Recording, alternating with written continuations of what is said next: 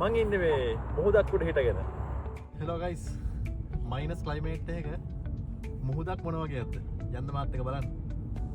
මේ කාර් එකක් ඉන්නේ කොහෙ කියලා හිතන්නේ? ග්‍රවුන්ඩ් එක වගේ නේද පේන්නේ? පිළිගන්නවද මේ මුහුද කියලා?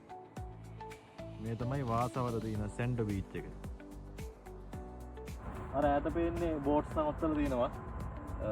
පෝට් එක. ඔයගොල්ලන්ට මෙහෙම මම දාන්න සමයකේ මේ මුහුද කොහොමද මෙතන බීච් එක කොහොමද තියෙන්නේ මෙතන කොහොමද කට්ටිය ස්විම් කරන්න කියලා. මේ ස්විමින් කරන ඒ තොටු පොළවල්.